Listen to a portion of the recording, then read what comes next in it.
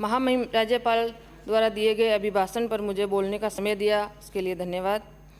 माननीय सभापति महोदय, राज्यपाल का अभिभाषण पूरे वर्ष के कार्यकाल का लेखा जोखा एवं आगामी वर्ष की भावी योजनाओं को दर्शाता है, लेकिन इस बार के अभिभाषण में ऐसी कोई नई योजना को नहीं दर्शाया गया है जिससे कि आमजन को राहत मिल सके। देश में कोरोना वैश्विक महामारी के कारण से उद्योग धंधे बंद हो चुके हैं, मजदूरों को मजदूरी नहीं मिली, मजदूरों के सामने रोजी रोटी की समस्या भी आई, जिसमें मेरे क्षेत्र के भामाशाहों को और सामाजिक संस्थाओं को मैं धन्यवाद देती हूं कि इस समय में समर्पण भाव से सहयोग किया।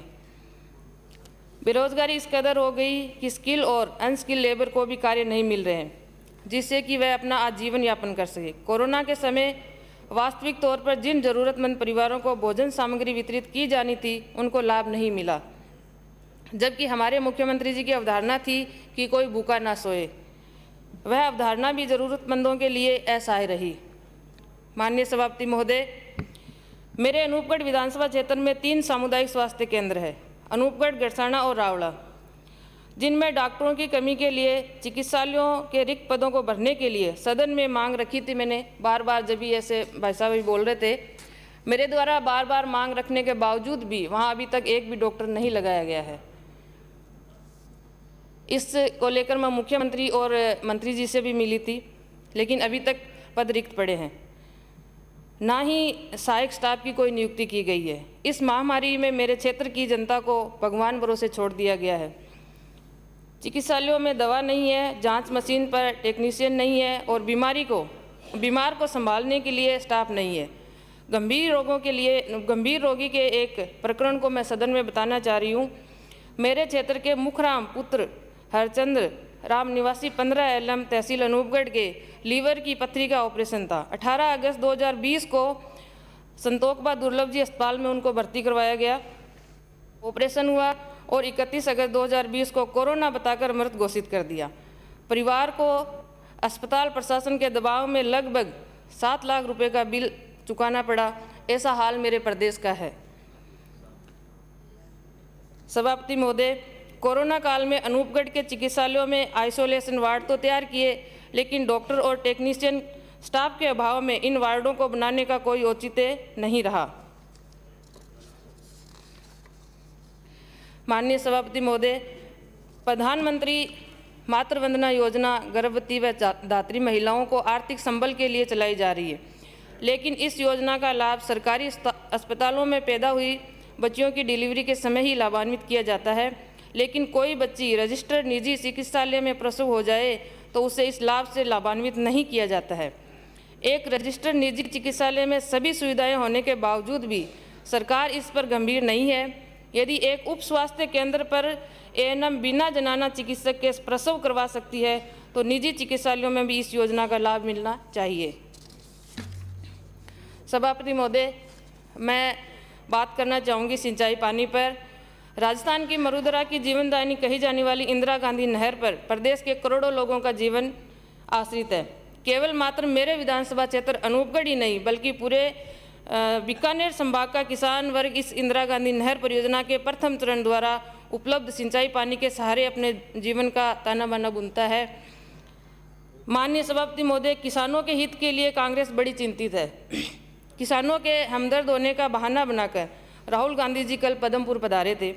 इंदिरा गांधी नहर परियोजना के प्रथम चरण में किसानों को सिंचाई पानी दिए जाने के संबंध में रोटेशन प्रणाली से किसानों की मांग के आधार पर पानी वितरित करने की मांग मैं लंबे समय से कर रही हूं। किसान भाइयों द्वारा फसलों की यदि बुआई करा दी जाती है तो पकाने के लिए धरना प्रदर्शन और आंदोलन तक करके सिंचाई पानी लेना पड़ता है। आज रबी की फसल पकाव की ओर है, लेकिन हमारा सिंचाई पानी राजनीति की भेंट चढ़ा हुआ है।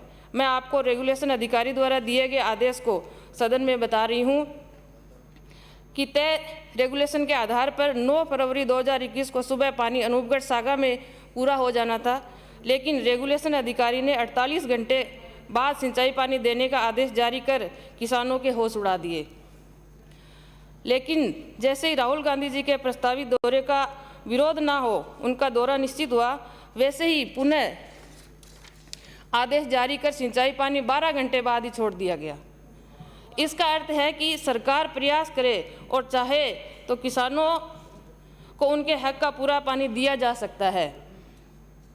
इस दौरान कई किसानों की बारियां पीट गई, जैसे मेरे क्षेत्र के गोमावाली और सुरजन माइनर के किसान हैं। 1 मिनट में अपनी बात समाप्त करें। 1 मिनट में अपनी बात 7 मार्च 2021 से 70 दिन की प्रस्तावित नहरबंदी भी है, लेकिन मेरे किसान भाइयों की गेहूं की फसल एक सिंचाई पानी के बारी के अभाव में नष्ट हो जाएगी। इसलिए मैं राज्य सरकार से निवेदन करती हूं कि इंदिरा गांधी नहर के प्रथम चरण में किसान भाइयों को एक अतिरिक्त सिंचाई पानी दिया जाए, जिससे उनकी रबी की फसल का पकाव हो सके। सभापति महोदय, मेरे क्षेत्र में सट्टा और नशे का कारोबार लगातार बढ़ रहा है। पुलिस अधीक्षक को फ़ोन करते हैं तो वो फ़ोन भी नहीं उठाते हैं। ऐसी एक घटना मेरे क्षेत्र रोजडी में हुई थी। वहाँ कोई ट्रोले से दो बच्चों को कुचल दिया गया था और वो मर गए थे। मैं जैसे मुझे सूचना मिली मैं वहाँ पहुँची और जो रोड जाम था उनको ग्रामीणों और कलेक्टर साहब को फ़ोन करके प्रशासन को बुलाकर उसको खुलवाया, लेकिन बाद में मुझे पता चला 2 दिन बाद पुलिस अधीक्षक के दबाव में ग्रामीणों पर ही मुकदमा दर्ज करवा दिया गया। ऐसी हालत हमारे अधिकारियों की है और राजस्थान में अपराध किस कदर बढ़ रहे हैं वो हमारे सामने है। सभापति महोदय, समाप्त करें। मैं बताना चाहूँगी कि हमारी भामाशाह योजना है जिसको बंद कर दिया गया, जिससे काफ़ी गरीब लोगों को लाभ मिल रहा था, आज वो उस लाभ से वंचित है। डिगी अनुदान का पैसा किसानों को राज्य सरकार द्वारा नहीं दिया जा रहा है, जिससे काफ़ी किसान मेरे पास रोज आते हैं कि इसका समाधान करवाएं। मैं राज्य सरकार से कहूंगी कि जो डिगियां बना ली गई है उनका अनुदान उनको दिया जाए। माननीय सभापति महोदय, मेरे क्षेत्र में टिड्डी दल आक्रमण के कारण जो फसलें नष्ट हुई थी उनको उनका मुआवजा दिया जाए। रामलाल जी, महामहिम